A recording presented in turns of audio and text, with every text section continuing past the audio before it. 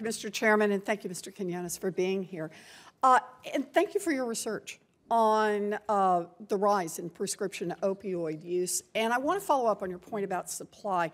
In your book, you write about a hospital in Columbus where a doctor in the adolescent medicine department helping heroin addicts get detoxed talks about the kids he was seeing who had started with prescription painkillers. And he says it was all of them. That's how all of them had gotten started, was with prescription painkillers. Right. A story that is true, I take it, for far too many Americans. According to the CDC, people who are addicted to prescription painkillers are 40 times more likely to be addicted than to heroin. And many people who misuse prescription opioids take the pills that were legally, start out with pills that were legally prescribed, whether it was to them or to a friend or to a relative.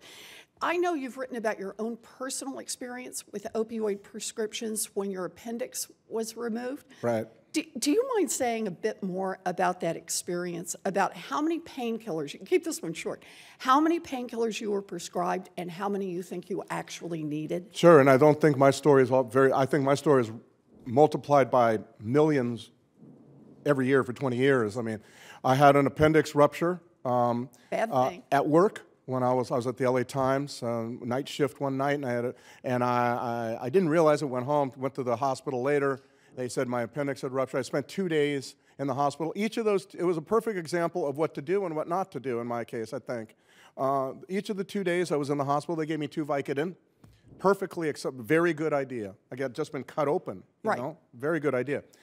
And then when I left, they gave me a bottle of 60 Vicodin and said, take as needed. This was, again, I'm a crime reporter. I've done work on gangs and stuff like that. I have never written about healthcare. I did not know, plus I'd spent most of my last 10 years in Mexico not really paying attention to this issue at all. I did not know what Vicodin was. I thought it was a glorified aspirin because they told me as I left, take as needed. And I'm like, okay, that sounds like aspirin to me.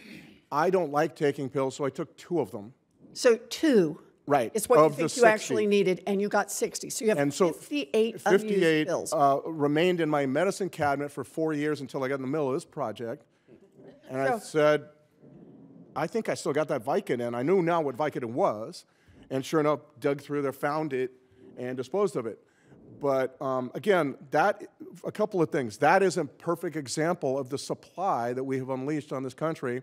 You multiply my case by millions and millions of people every year for 20 years, and you get to where we are. So there's actually some data on this. There's a study in the Journal of the American Medical Association that found that between 2/3 and 92% of patients who underwent various surgical procedures like you did report that they end up with unused opioids afterwards. Sure. And just like you, a lot of these sit around in the medicine cabinet and can then fall into the wrong hands.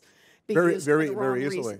And as Senator Alexander very generously noted earlier, last Congress, Senator Capito and I had passed a bill to try to tackle this problem by letting patients request only a fraction, only a day or two's worth of their opioid prescription to be filled at the pharmacy.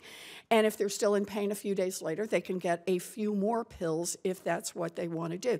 I know it's not, you've talked about how complex this problem is, but I just want to talk about that one little part. No, I think that's exactly the kind of thing I'm talking about. These small solutions, many small solutions. One of them is to take that kind of supply out of the medicine cabinets of America, basically, and I think also to get doctors in the habit of questioning.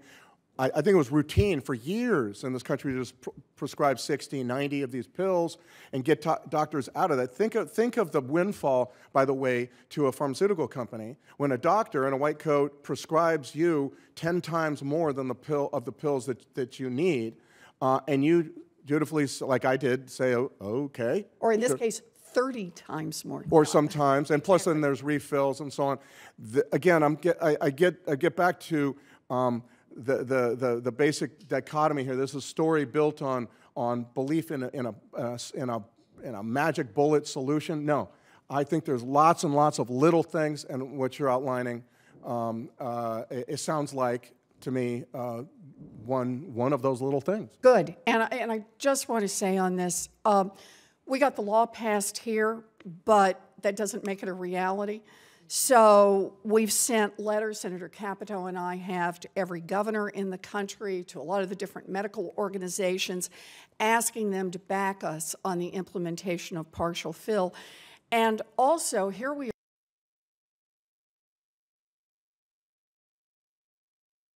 has a definition of partial fill that is out of date, not in compliance.